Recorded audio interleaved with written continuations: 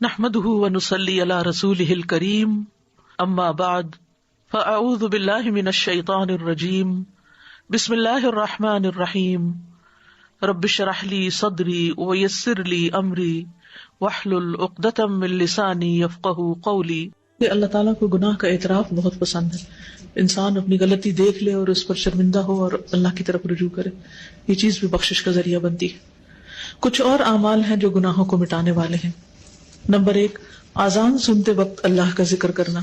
سیدنا سعد بن ابی وقاص رضی اللہ عنہ رسول اللہ صلی اللہ علیہ وسلم سے بیان کرتے ہیں کہ آپ نے فرمایا، جو شخص مؤذن کے کلمات سن کر کہے اشہد ان لا الہ الا اللہ وحدہ لا شریک لہ وان محمدا عبدہ ورسولہ رضیت باللہ ربا وبمحمد رسولا وبالاسلام دینا، میں گواہی دیتا ہوں کہ اللہ کے سوا کوئی معبود حقیقی نہیں، وہ اکیلا ہے، اس کا کوئی شریک نہیں، اور یہ کہ محمد صلی اللہ علیہ وسلم اس کے بندے اور رسول ہیں، میں راضی ہو گیا اللہ کے رب ہونے پر اور محمد صلی اللہ علیہ وسلم کے رسول تسلیم کرنے پر اور اسلام کو دین اختیار کرنے پر، تو اس کے گناہ بخش دیے جاتے ہیں۔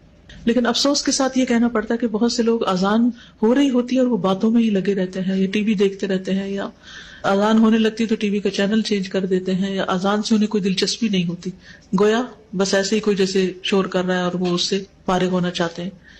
تو اذان جو ہے وہ بھی بخشش کا ذریعہ ہے، اگر اس کو سن کے جواب دے کے آخر میں یہ دعا پڑھی جائے۔ نمبر 2، وضو۔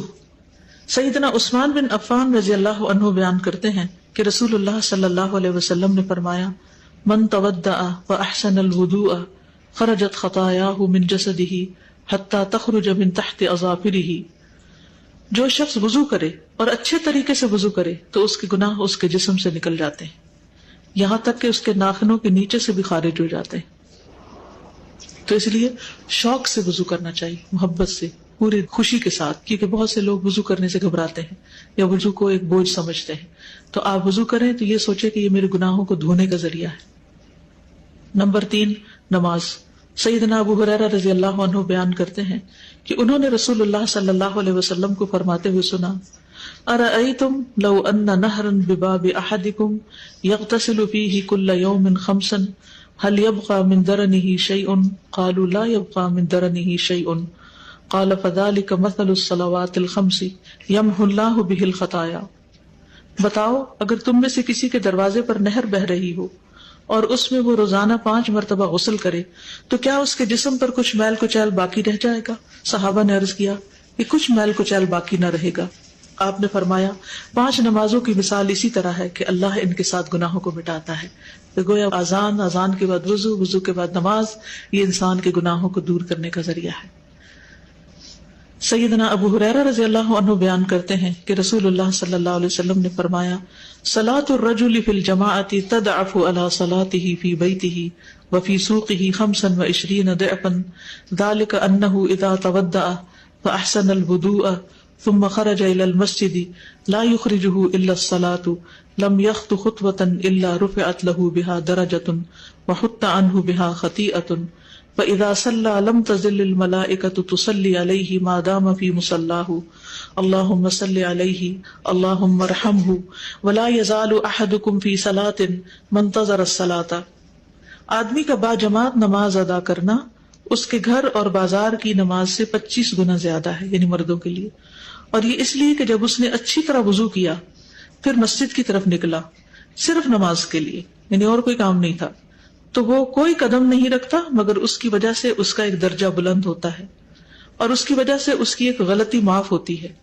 پھر جب وہ نماز پڑھتا ہے تو فرشتے اس کے لیے مغفرت کی دعا کرتے رہتے ہیں، جتنی دیر وہ نماز میں مصروف ہے فرشتے بخشش مانگ رہے ہیں، اس کے لیے فرشتے اس کے لیے استغفار کر رہے ہیں۔ جب تک وہ اپنی جائے نماز پر رہتا ہے اور وضو نہیں ٹوٹتا، فرشتے کہتے ہیں اے اللہ اس پر رحمت فرما، اے اللہ اس پر مہربانی کر، اور وہ برابر نماز ہی میں رہتا ہے جب تک کہ وہ نماز کا انتظار کرتا ہے۔ یعنی نماز سے پہلے اگر جلدی آ جائے مسجد میں بیٹھ کے انتظار کر لے تو وہ بھی نماز کی حالت شمار ہوتی ہے، اور بعد میں بھی جب وہ بیٹھا ہوتا ہے نماز کے فوراً بعد نہیں اٹھ جاتا۔ سیدنا ابو ہریرہ رضی اللہ عنہ بیان کرتے ہیں کہ رسول اللہ صلی اللہ علیہ وسلم فرماتے تھے، الصلوات الخمس والجمعۃ الی الجمعۃ ورمضان الی رمضان مکفرات لما بینہن اذا اجتنب الکبائر۔ 5 نمازیں اور جمعہ سے آئندہ جمعہ تک اور رمضان سے آئندہ رمضان تک ان کے درمیان کے لیے کفارہ ہے جب تک کہ گناہ کبیرہ کا ارتکاب نہ کیا جائے. تو اس سے کیا پتہ چلتا ہے کہ وضو، نماز کے علاوہ جمعہ کا پڑھنا، رمضان، یہ سب کچھ گناہوں سے بخشش کا ذریعہ ہے. جب کبائر سے انسان بچتا ہے، سارے صغیرہ گناہ اس سے معاف ہو جاتے ہیں، اور کبیرہ گناہوں کے لیے خاص طور پر توبہ استغفار. یا ایھا الذین آمنوا توبوا الی اللہ، توبہ کر لو اللہ سے. اور توبہ بھی صرف جھوٹوں والی توبہ نہیں کہ زبان سے توبہ توبہ کرو اور عمل میں کوئی تبدیلی نہ آئے، نہیں، توبۃ نصوحا، خالص توبہ، سچی توبہ جس میں حقیقی طور پر عمل بدل آئے. نصوحا کا لفظ نصحن سے ہے، خالص، سچی، یعنی ایسی سچی توبہ جس کے بعد گناہ کا کوئی ارادہ نہ ہو. پکا وعدہ کر لے انسان میں آئندہ نہیں یہ کروں گا. ایسی توبہ کی کچھ شرائط ہے. نمبر 1، جس گناہ سے توبہ کر رہا ہے اسے چھوڑ دے. نمبر 2، اس پر ندامت کا اظہار کرے، شرمندہ ہو. نمبر 3، آئندہ نہ کرنے کا وعدہ کرے. نمبر 4، اگر حقوق العباد میں حق تلفی کی ہے تو وہ حق لوٹائے. کسی کے ساتھ زیادتی کی ہے تو معافی مانگ لے. گویا محض زبان سے توبہ توبہ کہنا کوئی معنی نہیں رکھتا جب تک انسان توبہ کی شرائط پوری نہ کرے. اور فور موسٹ چیز کیا ہے؟ شرمندگی، ندامت. آپ صلی اللہ علیہ وسلم نے فرمایا الندم توبہ، شرمندگی ہی توبہ ہے. یعنی جو شرمندہ ہو جائے اپنے ماضی کے کسی فعل پر، گویا اس نے توبہ کر لی. ایک اور جگہ پر آتا ہے کہ ایک صحابی نے کہا کہ سچی توبہ یہ ہے کہ آدمی رجوع کرے اور پھر اس فعل کو نہ دہرائے. تو نتیجہ کیا ہوگا؟ عسیٰ ربکم ان یکفر عنکم سیئاتکم، بعید نہیں، امید ہے کہ اللہ تمہاری برائیاں تم سے دور کر دے گا. عسیٰ یعنی جب تم توبہ کرو گے تو پھر تمہیں امید دلائی جاتی ہے کہ وہ توبہ قبول کر لے گا. بخشش مانگنا، استغفار پڑھنا، اللہ سے توبہ کرنا دنیا کی نعمتوں کو حاصل کرنے کا ذریعہ بھی ہے اور آخرت کی بھلائی کا ذریعہ بھی ہے. سورۃ نوح میں اللہ سبحانہ وتعالی فرماتے ہیں، حضرت نوح علیہ السلام نے اپنی قوم کو استغفار کرنے کو کہا، اور کیا کہا؟ فَقُلْتُ اسْتَغْفِرُوا رَبَّكُمْ، میں نے اپنی قوم سے کہا کہ اپنے رب سے استغفار کرو، اپنے رب سے معافی مانگو. تو نتیجہ کیا ہوگا؟ اِنَّهُ كَانَ غَفَّارًا، بے شک وہ بہت زیادہ معاف کرنے والا ہے. یرسل السماء علیکم مدرارا، تم پر آسمان سے خوب بارشیں برسائے گا، آسمان کو تم پر برسنے والا بنا دے گا. وَيُمْدِدْكُمْ بِأَمْوَالٍ وَبَنِينَ، تمہیں مال اور بیٹوں سے مدد دے گا. وَيَجْعَلْ لَكُمْ جَنَّاتٍ، تمہارے لیے باغات بنائے گا. وَيَجْعَلْ لَكُمْ أَنْهَارًا، اور تمہارے لیے نہریں جاری کر دے گا. آپ دیکھیں کہ ایک انسان کی خواہش کیا ہوتی ہے کہ اس کو کیا کچھ ملے، یعنی رہنے کا مقام اور حالات جو ہیں وہ پرسکون ہو. پھر اس کے بعد یہ کہ مال ہوں، بیٹے ہوں، باغ ہوں، اور زندگی کی اور آرائشیں اور نعمتیں ہوں. یہ ساری چیزیں کہاں سے ملتی ہیں، کیسے ملتی ہیں؟ استغفار سے ملتی ہیں. عام طور پر لوگ پریشان ہوتے ہیں، دکھی ہوتے ہیں. مثلا ایک شخص ایک بزرگ کی محفل میں آیا اور اس نے کہا کہ میرے حالات بہت تنگ ہیں، مجھے بہت پریشانی ہے، میرا رزق بہت تنگ ہے، تو آپ مجھے کوئی وظیفہ بتائیے. تو انہوں نے اس کو کہا کہ کثرت سے استغفار پڑھو. دوسرا آیا، اس نے کہا بچوں کی شادی نہیں ہوتی، تو آپ نے اس کو بھی کیا بتایا کہ کثرت سے استغفار کرو.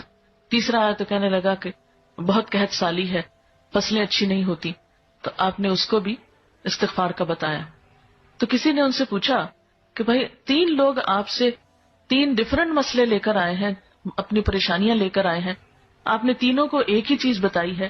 تو اس پر انہوں نے یہی سورۃ نوح کی آیت پڑھ کر سنائی کہ دیکھو یہ قرآن میں اللہ کا وعدہ ہے اور اللہ کا وعدہ سچا ہے.